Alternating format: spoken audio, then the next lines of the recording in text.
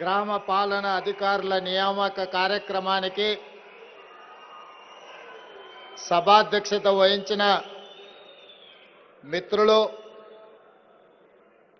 Revenue మరియు housing శాఖ మంత్రివర్యులు పొంగులేటి శ్రీనివాసరెడ్డి గారు, ఈ కార్యక్రమంలో నాతో పాటు ముఖ్య అతిథులుగా విచ్చేసిన శాసనసభ స్పీకర్ గడ్డం ప్రసాద్ కుమార్ గారు, మా సోదరిమణి, మా ఇంటి ఆడబిడ్డ, పంచాయతీరాజ్ శాఖ మంత్రివర్యులు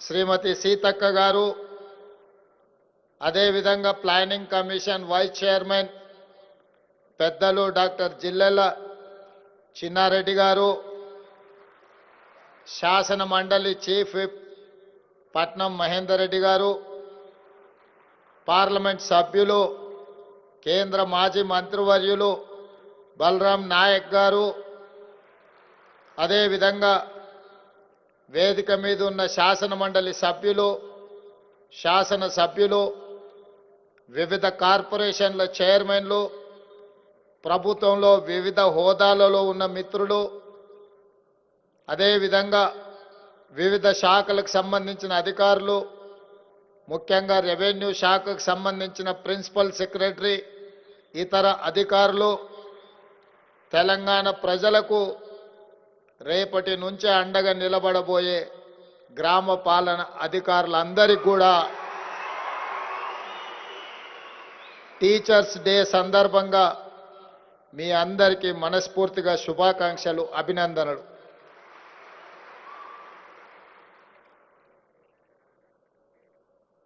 మిత్రులారా, మిమ్మల్ని ప్రభుత్వ ఉద్యోగులుగా సంబోధించకుండా మిత్రులు అని ఎందుకు సంబోధిస్తున్నాను అంటే, ఆనాడు తెలంగాణ ఉద్యమంలో రెవెన్యూ శాఖకు సంబంధించిన సిబ్బంది ఉవ్వెత్తున ఉద్యమంలో పాల్గొని తెలంగాణ రాష్ట్ర సాధనలో మీరు చాలా క్రియాశీలక పాత్ర పోషించారు. ఈరోజు ఉదయం ఉపాధ్యాయుల దగ్గర నేను వారికి చెప్పిన, ఉపాధ్యాయులు తెలంగాణ ఉద్యమంలో ప్రతి గ్రామంలో మారుమూల పల్లెల్లో భావ వ్యాప్తికి వారు కృషి చేసిండ్రు అని.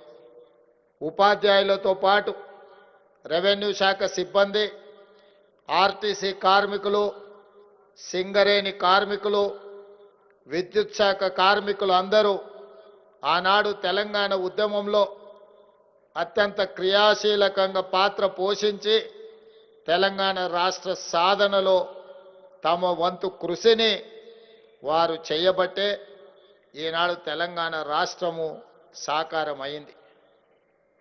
తెలంగాణ రాష్ట్రం ఏర్పడిన మొదటి ముఖ్యమంత్రి గారు ఉద్యమంలో పాల్గొని తెలంగాణ రాష్ట్ర సాధనలో బాధ్యత వహించిన వాళ్ళందరికీ ఒక గుర్తింపు, గౌరవము, వాళ్ళ యొక్క ప్రతిష్ట పెరగడానికి వారి ప్రయత్నం చేస్తారని మీరు, మేము, మనమందరం ఆశించినాం. కానీ జరిగిన పరిణామాలు, 10 సంవత్సరాల పరిపాలనలో ఆర్టీసీ కార్మికులు దాదాపుగా 55-60 మంది ఆత్మహత్యలు చేసుకున్నా వాళ్ళ యొక్క సమస్యల్ని పరిష్కరించలేదు. సింగరేణి కార్మికులు దానికి అతీతం కాదు. అదేవిధంగా పంచాయతీరాజ్ శాఖకు సంబంధించిన వాళ్ళు కానీ, రెవెన్యూ శాఖకు సంబంధించిన సిబ్బందిని ఒక దొంగలుగా, లేకపోతే ఈ రాష్ట్రాన్ని దోసుకున్న దాంట్లో రెవెన్యూ శాఖ సిబ్బందే అత్యంత క్రియాశీలక పాత్ర పోషించింది అన్నట్టుగా ప్రజల ముందు మిమ్మల్ని దోషులుగా నిలబెట్టే ప్రయత్నం చేసింది. అయితే ఈ సందర్భంగా కొంత చరిత్రను మనము చర్చించుకోవాల్సిన అవసరం ఉన్నది. ఈ సందర్భంగా మనం గుర్తు చేసుకోవాల్సిన అవసరం కూడా ఉన్నది.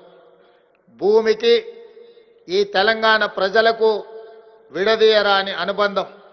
ఈ భూమి మీద జరిగిన ఏ పోరాటమైనా, ముఖ్యంగా తెలంగాణ ప్రాంతంలో జరిగిన భూ పోరాటాలన్నీ కూడా తండాలలో, గూడాలలో, మారుమూల పల్లెల్లో జరిగిన పోరాటాలన్నీ కూడా భూమి చుట్టూతోనే తిరిగినాయి. ఆనాడు జల్ జమీన్ జంగల్ నినాదంతో ఆదివాసీల కోసం అమరుడైన కొమరం భీముడు కొట్లాడింది ఈ భూమి కోసమే. ఆ తర్వాత చాకలి ఐలమ్మ కావచ్చు, దొడ్డి కొమరయ్య కావచ్చు, రావి నారాయణ రెడ్డి కావచ్చు,